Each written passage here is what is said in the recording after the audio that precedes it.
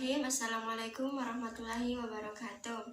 Alhamdulillahirrabbilalamin. Assalatu wassalamu ala asrafil anbiya'i wal mursalin wa ala alihi wa sahbihi ajmain, amma ba'd.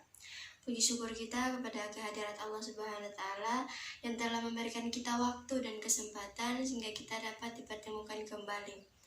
Salat serta salam terlupa juga kita haturkan kepada Nabiullah Muhammad SAW. Perkenalkan, nama saya Anita Rahmat, semester 2 dari kelas B. Di sini saya akan memberikan paparan materi resume saya yang berjudul Munasabah Al-Quran. Secara etimologi, munasabah diartikan dengan musyakallah, keserupaan atau mukarabah, dekat, dan al-nasyih, kerabat atau nasab, keluarga.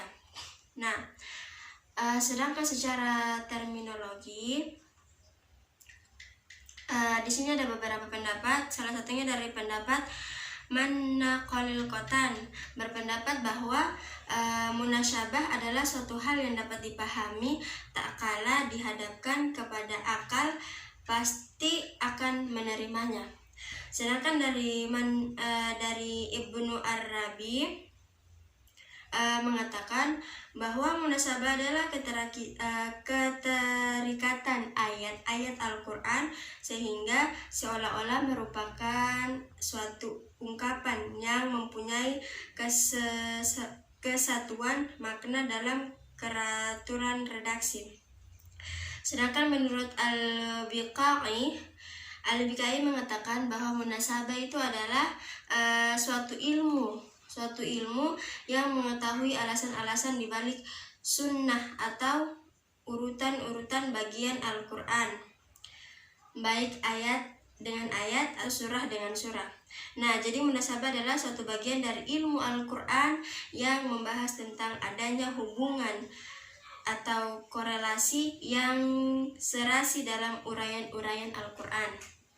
Baik, kita lanjut lagi pada poin kedua, yaitu munasabah dari segi sifat. Nah, munasabah dari segi sifat ini terbagi menjadi dua. Ada zahirul iktiba, yang artinya munasabah ini terjadi karena sebagian Al-Quran yang satu dengan yang lain nampak jelas dan kuat disebabkan kuatnya kaitan kalimat yang satu dengan yang lain. Sedangkan munasabah dari segi yang kedua yaitu khafiyul irtibat, yang artinya munasabah yang tidak tampak adanya hubungan di antara keduanya, bahkan tampak masing-masing ayat berdiri sendiri, baik karena ayat yang berhubungan dengan ayat lain maupun karena yang satu bertentangan dengan yang lain. Nah, lanjut ke poin ketiga, yaitu macam munasabah dari segi materi. Macam munasabah dari segi materi yaitu poin pertama, hubungan antara satu surah dengan surah selainnya. Sedangkan poin kedua, hubungan antara nama surah dengan isi atau tujuan surah. Yang ketiga, hubungan antara ayat pertama dengan ayat terakhir dalam satu surah. Poin keempat, hubungan antara satu surah dengan ayat lain dalam satu surah.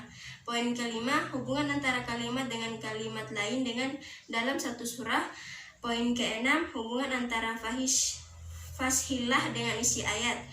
Poin ketujuh, hubungan antara ayat terakhir dalam satu surah dengan ayat pertama surah berikutnya. Nah, dalam urgensi dan kegunaan munasabah dapat memudahkan memahami ayat Al-Quran, terutama ayat-ayat yang disertai asbabun nuzulnya. Hal karena ayat-ayat Al-Quran satu sama lainnya mempunyai hubungan erat, dengan demikian tidak perlu lagi mencari isbah an-nuzulnya, karena pertautan satu ayat dengan ayat lainnya sudah dapat mewakili. Sekian dari saya tutup dengan salam. Wassalamualaikum warahmatullahi wabarakatuh.